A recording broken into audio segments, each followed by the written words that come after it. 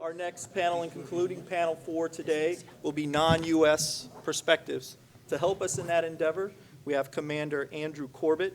He's a retired submariner from the Royal Navy, a career which included 2 command tours aboard Trident submarines. Currently, he's an advisor and advocate for enhancing European security policy to include teaching nuclear deterrence, strategy, and practice. He's defending his PhD dissertation this June at King's College. Additionally, we have Dr. Henrik Syse. He has a PhD in moral philosophy from the University of Oslo. He is also the senior researcher at the Peace Research Institute in Oslo, in addition to being the chief editor of the Journal of Military Ethics. He's published extensively on topics including war, peace, business, ethics, and religion. Gentlemen, floor is yours, sir. I'm not good with technology. Good watch. You should always be able to tell when the Brit starts talking, because you're getting a map like this. This being the naval establishment, you'll all recognize this as a Mercator projection, which has navigational benefits. It was made very popular, certainly by the Royal Navy in the 18th and 19th century, although somebody else invented it. But it has one other, or 3 other advantages. It makes small islands off the northwest coast of Europe look very big. If you're doing a map of the whole world, said small island, right in the center, and on top. Which probably says more about the British view of foreign policy than anything else, but it's a worthwhile introduction. I'm here not to present the UK view. Believe me, there is no such thing. Hanging in there with UK as it is.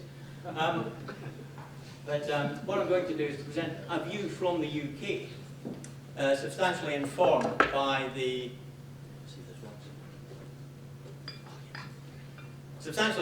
work of the Development Concepts and Doctrine Centre. They produce a thing very much like Professor Kojim mentioned this morning, global strategic trends. They're not trying to identify what future warfare scenarios are going to look like, just trying to identify the trends that are going to get us to them and what we can do about them and how we can influence the development of the future.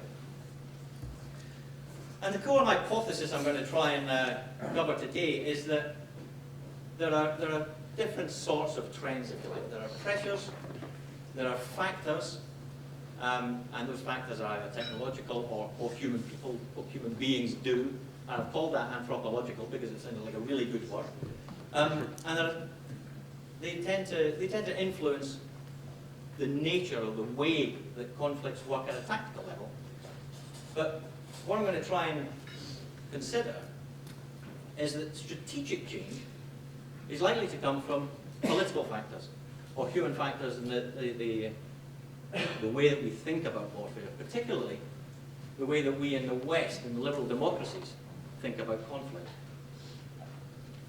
And what I'm going to try and justify as a conclusion is that the way that we think about conflict, the ethics that we apply to conflict generally, are going to become not simply the constraint on the battlefield, but the battlefield itself.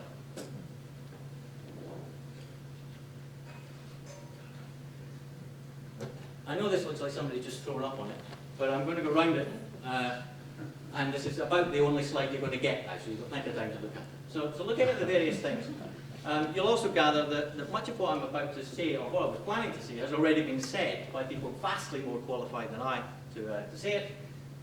So I'm not going to try to repeat or indeed refute anything anybody this morning has said, but I will skip round this. So starting with the various pressures, the things that just shape the world in which we live. Urbanisation, I think that was covered fairly comprehensively over lunch. The one thing I would add to that, I suggest, is that we're more likely to see the favela-type megacity than we are that wonderful glass and steel skyline. And with it, that comes completely inadequate infrastructure, leading to a massive vulnerability in those cities for disease, natural disaster, man-made disasters, violence. Most of those cities are next to the coast, so if there is a problem with global warming and rising sea levels, they're going to get it first. All of which is likely to lead to some social unrest. On the resources, we covered water. I don't intend to reiterate that. Just to show off the fact that I did do some research, it's 263 rivers cross a natural boundary, or a national boundary. 21 of them cross 5 different international boundaries, so through 5 states. And there is no, although nobody's gone to war over water, there's actually no evidence that anybody's actually collaborated over water either. Other resources would include food. Production is predicted to rise by about 70%, but even so, the number of malnourished people in the world is predicted to rise by 50 million before 2040. Diet, as the Western diet spreads throughout the world, is also causing some significant health issues, not only in the West. Energy demand is likely to double, and fossil fuels are likely to remain the main source of energy for the foreseeable future. And the other area here is rare materials, rare earth metals, so-called because there's not a lot of it. And what there is of them tends to be either in China or in the very highly contested areas of Africa. So supply of the very things that make the mobile telephones work is not secure. So resource inequality and tensions over supply of that sort of thing may also be a serious source of tension. The environment, we mentioned climate change earlier, leading to water, weather extremes, and obviously the issues with sea levels. Anthropological issues, what I'm talking about here are things that human beings do just by virtue of the fact that they're humans. So the political stuff I've tried to stick up in the top right-hand corner. So health, as we heard, we're going to live longer. The British prediction is that by 2045, 25% of the population of the world will be over 60. By 2045, I think most of us here will be part more years as an infant. But we're not there yet, are we? And about 25% of them will be obese, which is going to lead to health problems. And we touched briefly on it earlier, but in terms of the military aspects of health and medicine, we're likely to see a growth of the enhancement of the soldier, as we discussed earlier, through prosthetics or robotics, and or sort of the chemical warfare. I tried to, in fact, on an earlier version of this, I had a picture of Captain America as the chemically enhanced soldier, and then opposite him I had a picture of Iron Man as the prosthetically enhanced. But again, because I don't do technology, I thought one slide, keep it simple. But that's the sort of mindset I think we could see. Not necessarily that we would be employing, but we might be facing. And if that's the case, how do we deal with it? Do we need to develop, or do we need to start to consider, weapons that would deal with someone who has been chemically enhanced? The British did in India in the 19th century. We called it the dum-dum bullet, which of course has been banned. But so we have ethical challenges coming out of those changes that we need to be thinking about. Gender, the disparities are very likely to persist. The cultural disparities across the world. And demography, I think we covered it. The average age of the West is going up. The average age in the Middle East and North Africa is going down. So there's going to be push and pull dynamics on migration. If you think we've got problems, the Chinese diaspora in Siberia is vast and hasn't been subject to the Chinese one-child policy, so is expanding at an extremely high rate, which means that Russia, with a massive Chinese diaspora in part of it, is also facing significant problems. Technological factors. The British report made a lot of transport, but frankly all it said was everything's going to get faster. So everything's going to get faster. And automation and capabilities, I've tried to put together, or I've treated together, because to me they're pretty much the same thing. We're looking at a very much more automated, if not robotic, workspace, which then raises the issue of, well, what are all those unemployed people going to be doing? And then, of course, as a more direct input for the armed forces is the implications that we discussed this morning for a robotic or an AI infestation, if you like, of the battle space. And I think we probably covered everything we want to say there.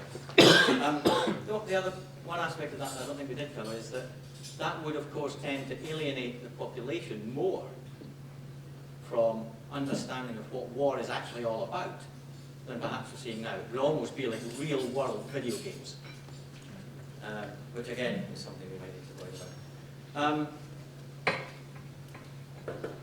Conflict, the tempo would tend to get faster, more precise, which would require agile decision-making, which feeding back into that question of where do you fit the AI, where do you fit the human in the loop, is something else that we need to think about, is how quickly do you need a decision to react or to act in order to prevent, and how are we going to build that into this future scenario. And the last part of the technology thing here is E2AD. It's anti-access and area denial. It's a conglomeration of systems that can prevent deployment of force into a given area. These systems can be high-tech, but also be very cheap. Mines, as we discussed earlier, very effective way of keeping naval ships out of areas. Submarines, even more so.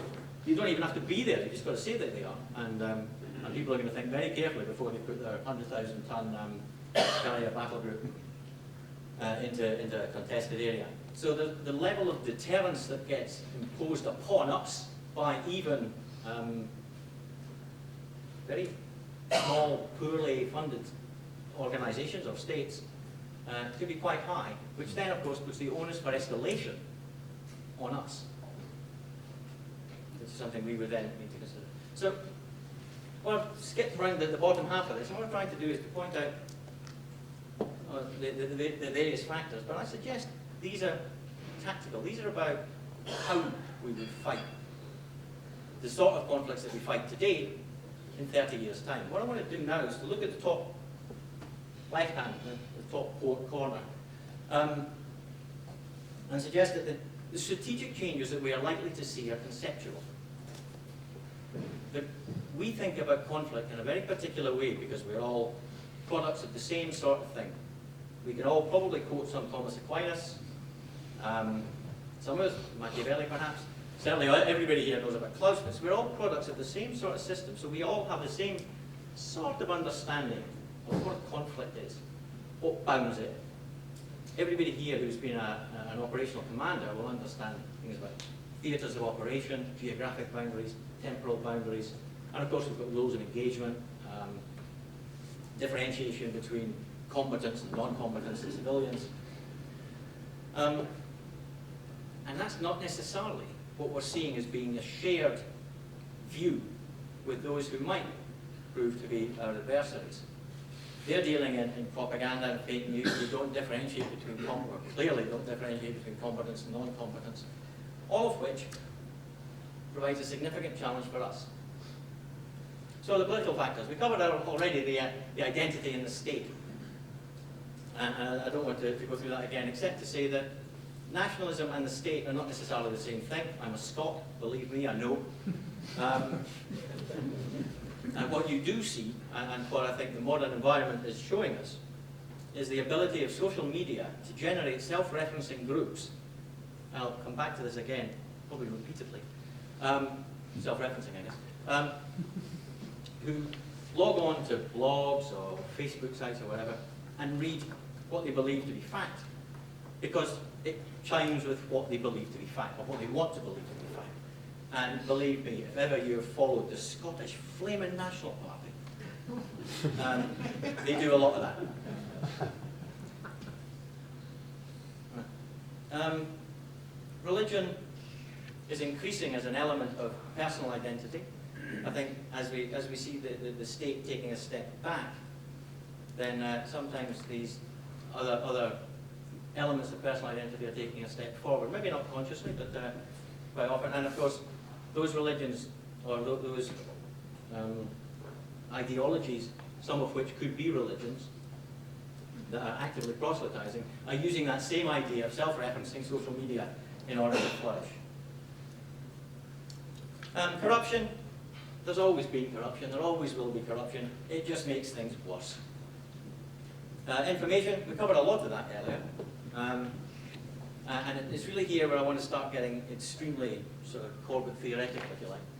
Big data is great. It gives you the means to predict and the like, and but it also opens up the rationales that governments and people like us would be trying to put forward to alternative interpretations or alternative facts.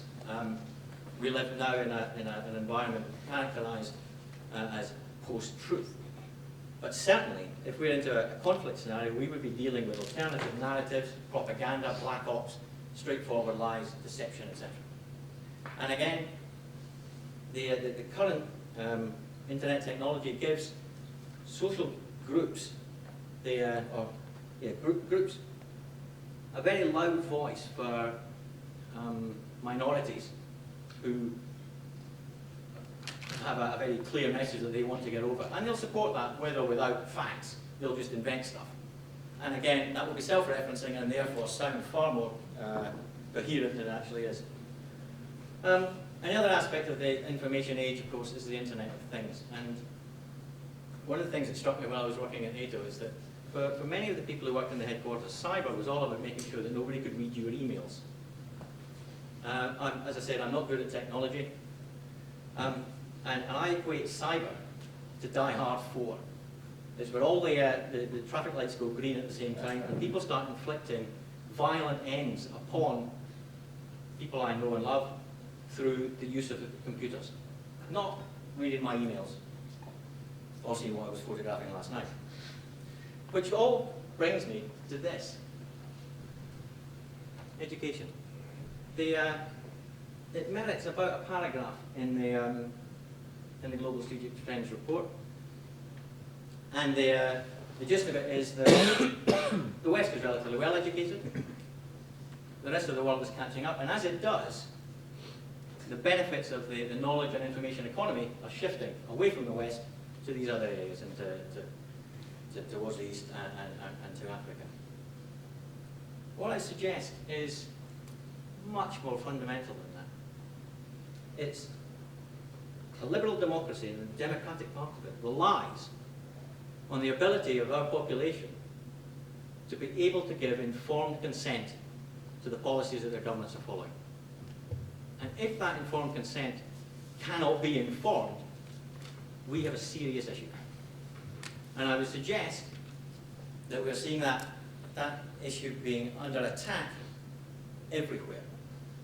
The purpose of hybrid warfare is to, it sows ambiguity. It's about deniability, it's misleading, misinformation, propaganda, as I said, it confuses and it deceives. And it's happening right now. And I'm not saying that we're in the early stages of a war, but we in the West have a responsibility to face up to these challenges in this area and accept that they're targeting the very things, the very ethics that make liberal democratic society what it is.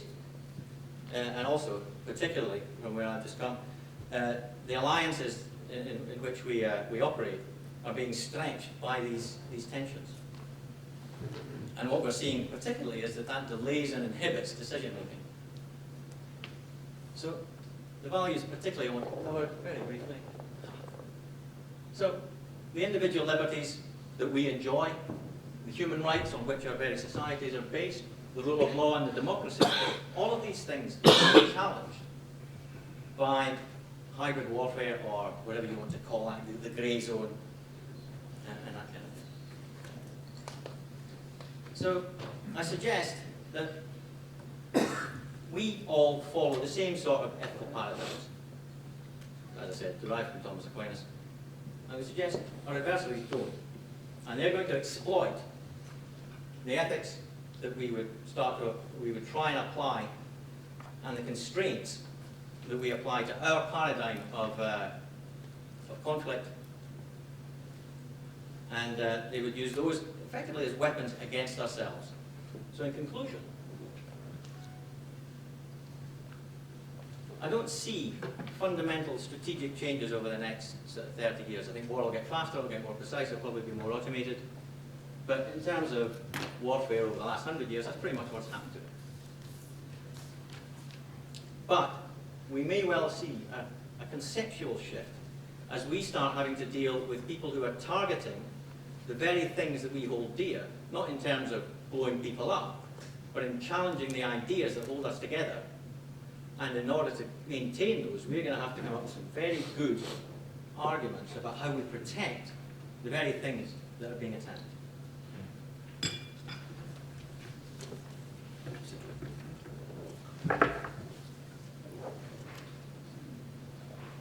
Yeah, I told you I wasn't good at technology. Since he gets to stand, I'll do so too. It's the best way to keep us awake this late in the afternoon. Officers, Excellencies, ladies and gentlemen, thank you very much for the invitation. My father was a politician, and he sometimes had to give speeches late in the afternoon. And he would say that I am now going to speak and you are going to listen. I hope you won't finish before me. That happens now and then. But I'll do my best. Thanks especially to Ed, but also to all of the Naval Academy for the invitation. I am not the speaker you were hoping to hear and had come to hear. I am the replacement, but I'll do my best. I came here at short notice, but when Ed tempted me a few weeks ago and I saw the program here and the excellent speakers, I was pretty sure that I wanted to come, and I'm glad I'm here. All I had to actually cancel was an unpaid evening lecture in a faraway place from Oslo and a dental appointment, so this is better.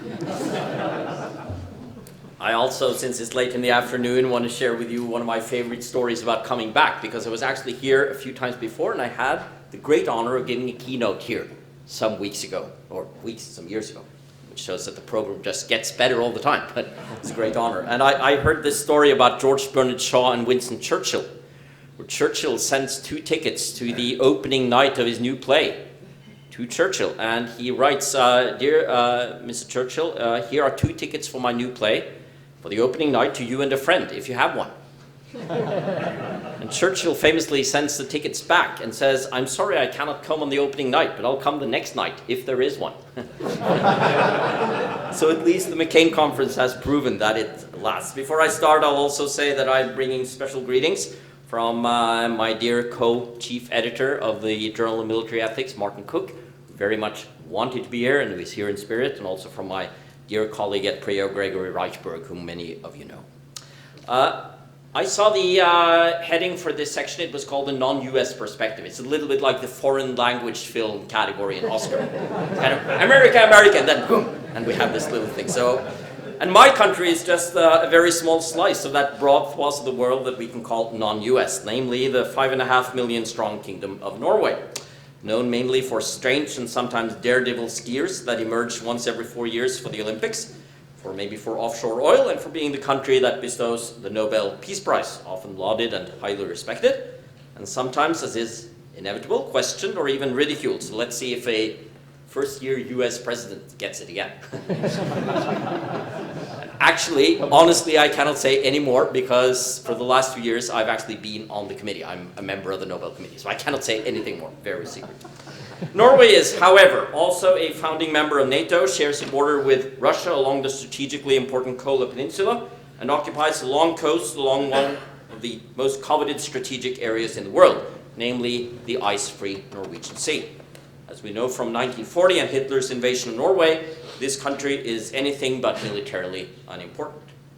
So how do we view the future of war? What I'm saying won't be in any sort of contradiction to anything that Andrew has just said. I think you formulate well many of the challenges that I will also be talking about, but I'll try to do it from the Scandinavian and especially Norwegian point of view. So I looked up the latest government long-term defense plan of 2016. It is called Capable and Sustainable, and that sums up what the current government is hoping to make our national defense. And I think it sums up quite well a Northern European perspective on defense. As one reads it, however, one realizes that a third term should have been added to the title, namely relevant.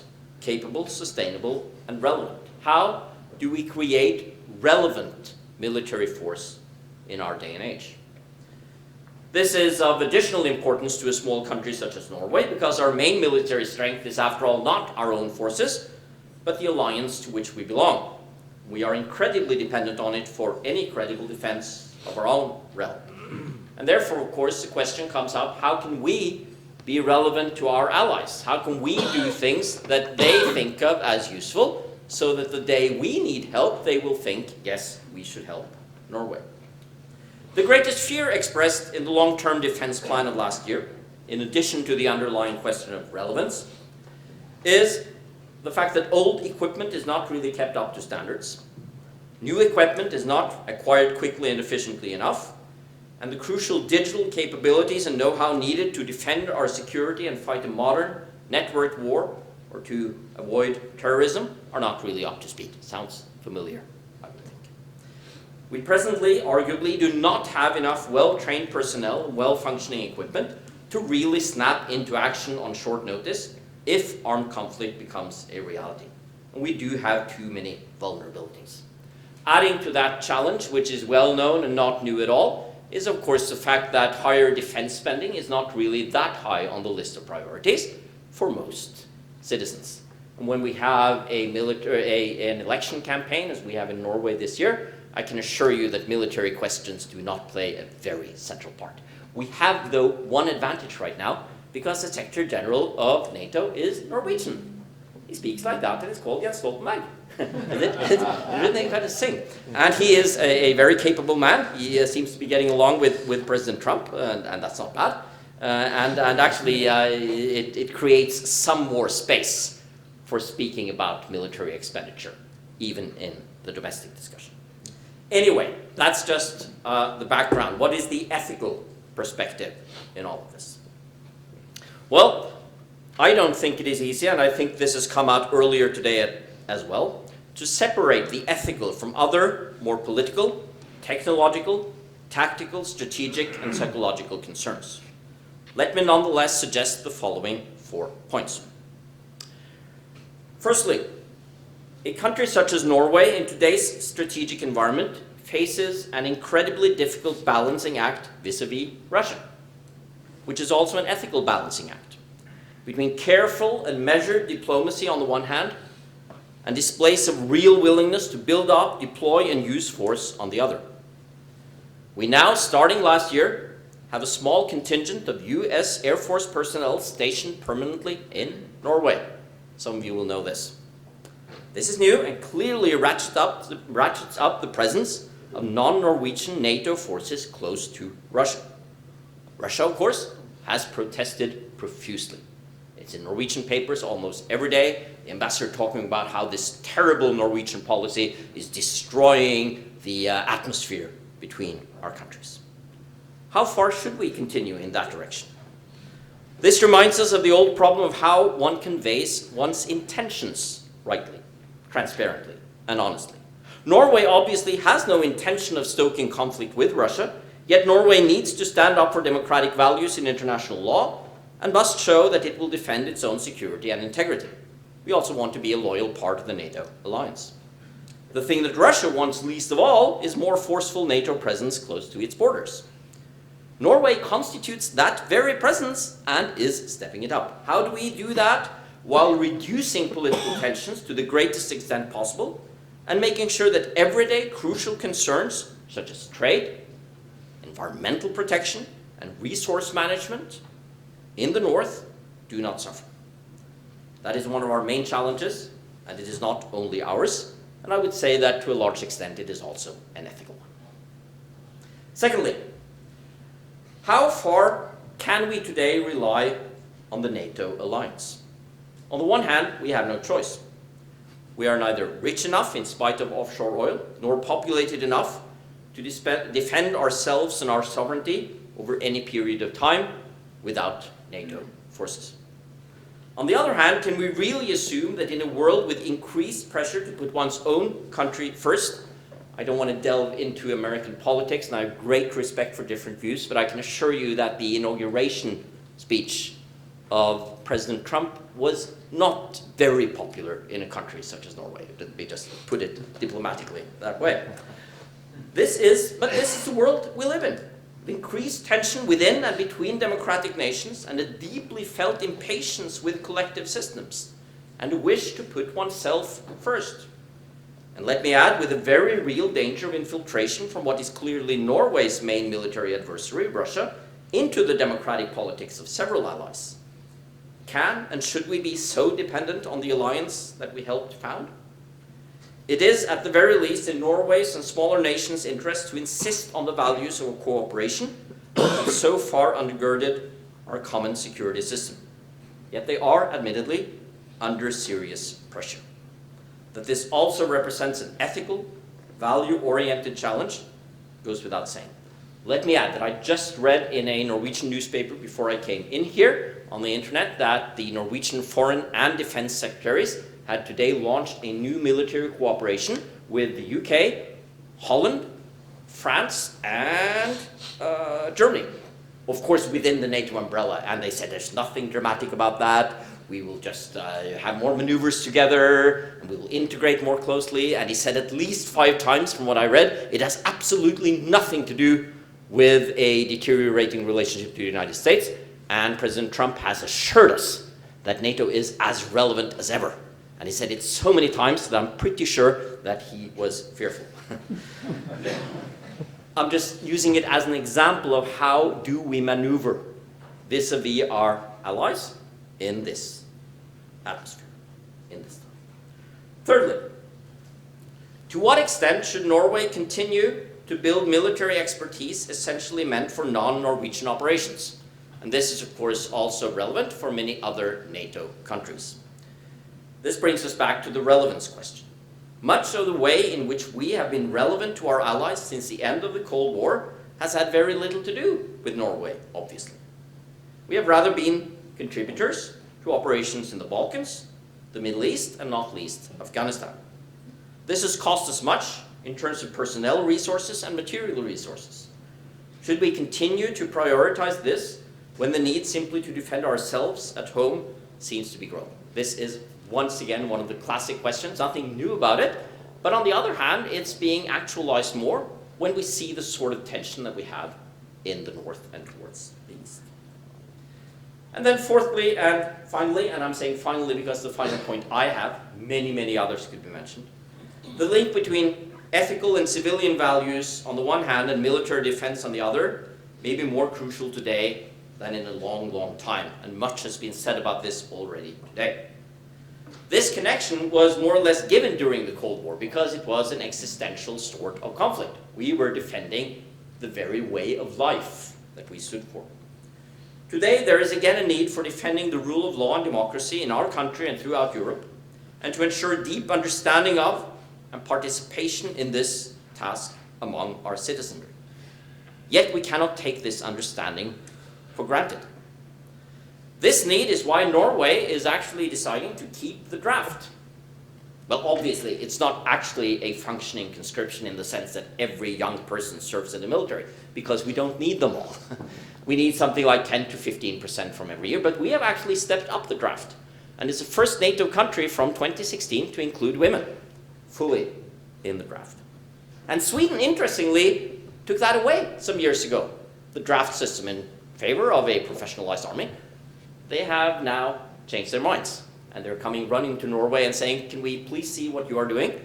Because we think this is a good idea. This has to do with more than just the citizenry taking part in traditional soldiery. It's also to do with the fact that the threats of urban terrorism, bioterrorism, natural threats, we've heard much about this earlier today, and of course new digital and cyber warfare, together make up the main battleground for future wars. And these sorts of conflict put preparedness for war right into the heart of civilian life. Just 2 days ago, right before I came here, I took part in a seminar for one of Norway's largest chemical companies, an important contributor to our weapons industry. Before my lecture, I got to hear the police threat assessment presented to this group of civilian employees annually, emphasizing in very stark terms the threats they are under every day, and the enormous need for them to be vigilant, to strengthen their digital and security competence, and in short, to realize that the main threat are not really soldiers or tanks on the border, but the memory stick in their office. Just as, after the events of Nice and Stockholm, bus and truck drivers are being taught that securing their vehicles is an integral part of facing and fighting international terrorism. Such are today's challenges, as has been richly illustrated here today, and these challenges know no borders and are certainly not just the domain of an armed military. The core of this challenge, one may even say dilemma, is of course that we prize and cherish so highly a free and open society, with trust between citizens at its core, and with ease of communication, including digital communication as one of its hallmarks. This is not least the case in Scandinavian culture, which likes to look upon itself as having pretty low shoulders and being quite relaxed in the sense that we all know each other and we're not that many people and the distances aren't that big and let's keep this. But in order to defend that very society, we must engage the citizenry at large in defending its everyday infrastructure through vigilance and even sometimes through downright suspicion of each other.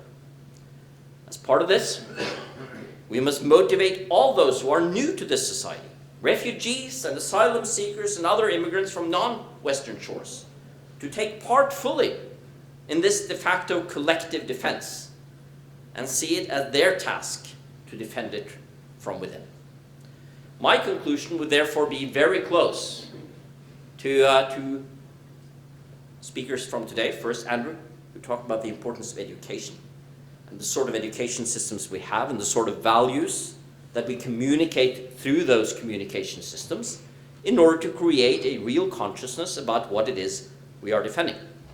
And the other term I would like to use, which is part of a project that I'm heading at PREO at the moment, is the term resilience, which was used earlier today by Christopher Kojum in here.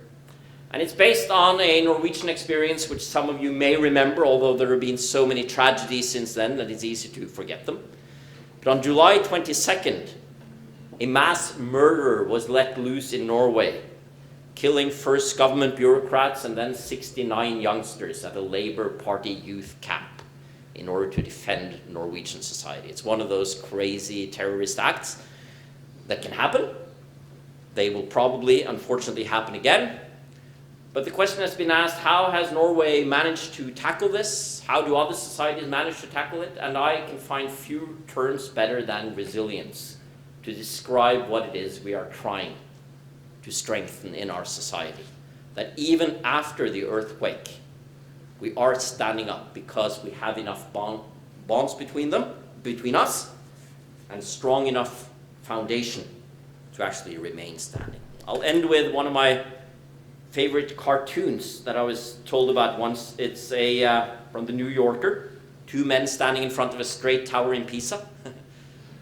Seen the leaning one? This is from the 13th century. It's brand new, and the one is the master builder, and he whispers to the other, "I've cheated with the foundation, but no one will notice." I think the foundations are arguably the most important part of it all. Thank you very much.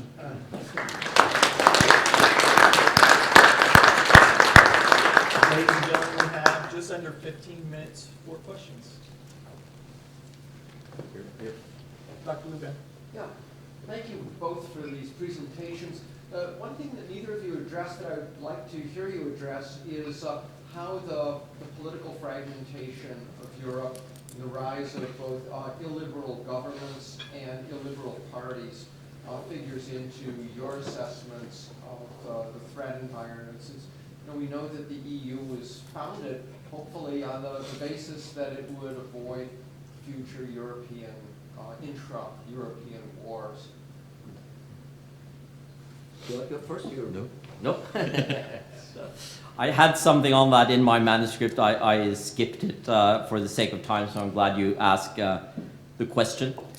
If you look at the Brexit process right now, once again, you are much better situated to judge what is happening. But the way I see it, and actually the thing I referenced from the Norwegian newspapers today on this defense collaboration is an example of it. Namely, we must search for, at least many politicians are searching for, what do we really need to cooperate on?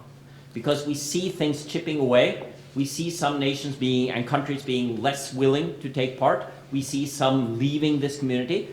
How can we find certain fields where we will actually efficiently cooperate?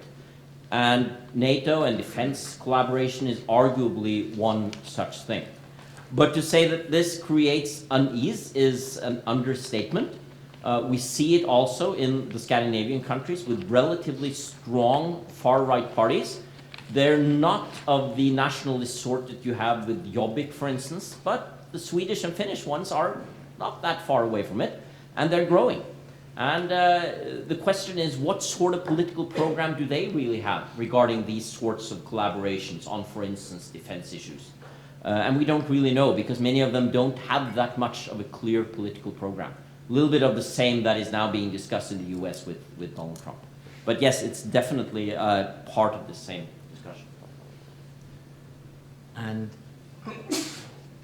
I think, interestingly, being inside the UK while Brexit's been going on, I don't think helps at all in being able to identify the process and what's going on and what the pressures are. And you know, I think probably being 3,500 miles away across the other side of the Atlantic looking east is probably a really good place to be for lots of reasons. But I think it comes back to the point I was making, that you have to be, you know, the populations of of Europe need to understand what it is that they're seeing and what they're being told, and be able to look at the provenance of the information that they're being provided and try and sift what is valid and what isn't.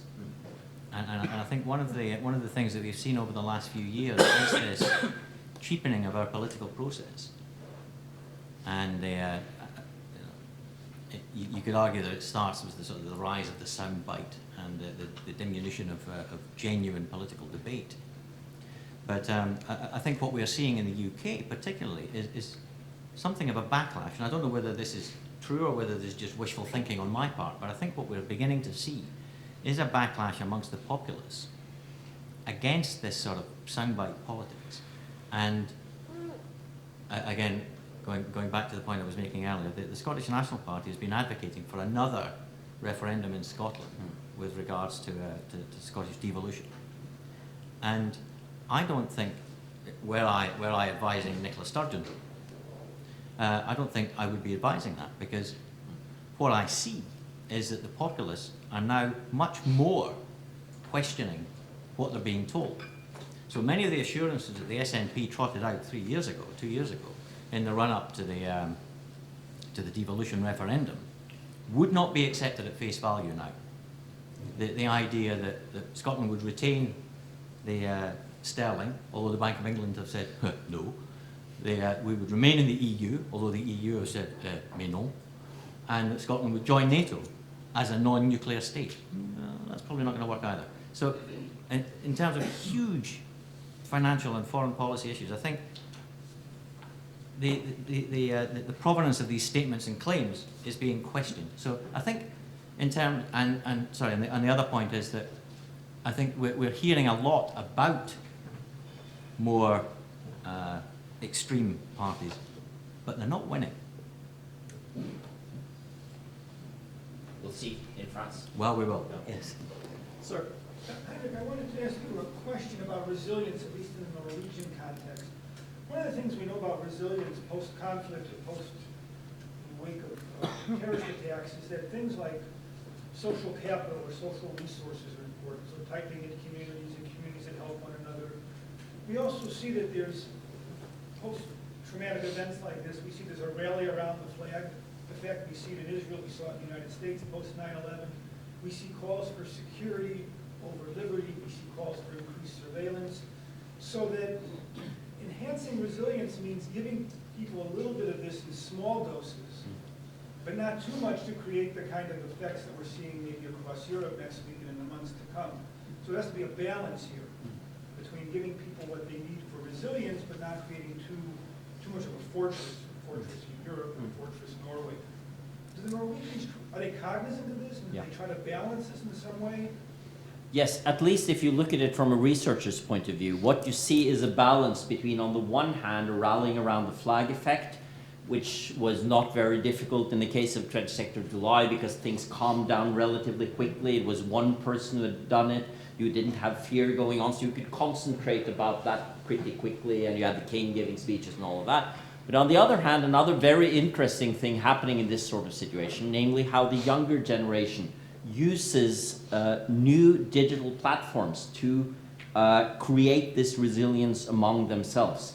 I've seen research, for instance, on the memory pages that came up on the internet, because after all, quite a lot of people were touched by this in a country such as Norway. If you take 69 youngsters killed, then you add on all their friends and family, you know, you have quite a lot of people actually touched by this. And this was something that more or less informally just popped up, and which these social psychologists doing research on resilience say is a very interesting way in which resilience shows itself today, informally, not in terms of set speeches or public gatherings, but in the digital realm, being places where you can share such things as sorrow, personal stories, where not least you can comfort other people and be present with them.